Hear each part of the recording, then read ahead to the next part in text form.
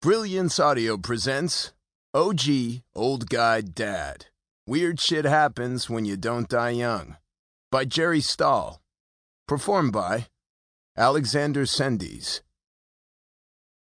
Waiting for a baby to be born is like sitting in Nagasaki listening to the hum of planes overhead and wondering when the little joy bomb is going to be dropped and destroy your life. In a good way. And ours is supposed to drop any minute. Of course, I've heard the hum before. Been flattened by the thrill and terror of new life delivered from beyond. Only now it's different, for a lot of reasons. Not the least of which is that the first time I staggered into fatherhood, I was 35 and strung out and feeling all the guilt and weirdness over that. And now I'm 58 and, 58, feeling all the guilt and weirdness over knowing that no matter how great things are, inevitably I'm going to... Jesus, I can't even say it without cramps. I'm going to be 70 when she's 12. I realize at my age that 70 is closer than 40 when, in fact, I feel 30 is a whole other discussion. I mean, who wants to be the creepy old guy on the playground? How do you give horsey rides in a walker? I don't know why I'm so obsessed, but I can't help it. I harbor this irrational fear that E, the 30-year-old mom, will have just finished having to change our child's Pampers when she'll begin to having to change mine. 2 in diapers. Jesus. I told you it was irrational. So far, I'm footloose and diaper-free, but still, some men dream and some men dread, and I'm a dreader.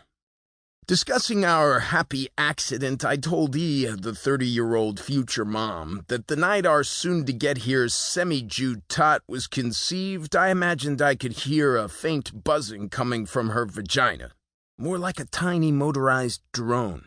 The drone of my sperm chugging along in a hover-round at the head of a pack, colliding full-on into my sweetheart's egg. Not because it was the strongest or the most worthy, but because it was nearsighted and didn't see the thing. My little Mr. Magoo sputtering accidentally into the miracle of creation. So now, friends and fans, I'm sitting in Austin, long story which I'll get to, waiting with the woman of my dreams while she laments that fact that she's ballooned from a sylph-like 111 to a Hindenburg-esque 150-something. I tell her she's still beautiful, of course, but she's been an athlete all her life, and now it's an Olympic event bending to pick up a sock. I used to think that love was damage loving damage, when our pain jibes with the person we're with. Now I believe, among other things, that it's about you accept my neuroses, and I'll accept yours. Either way, sometimes life can be just too fascinating. The Austin thing, by the way, is a whole other saga, which I might as well march out now.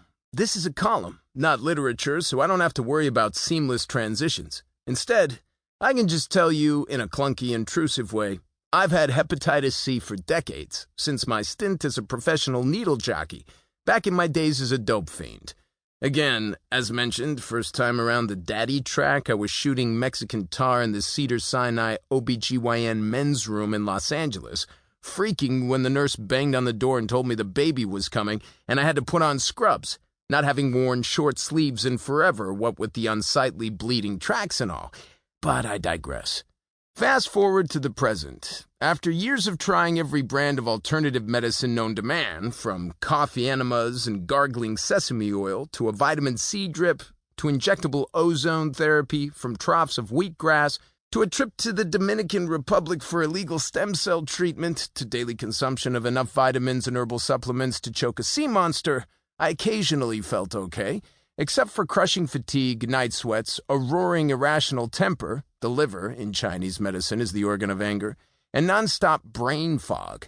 But I was, on paper, dying just the same. My viral load, as my 80-year-old, side-burned, ex-surfer hepatologist used to say, looked like something out of Ray Bradbury.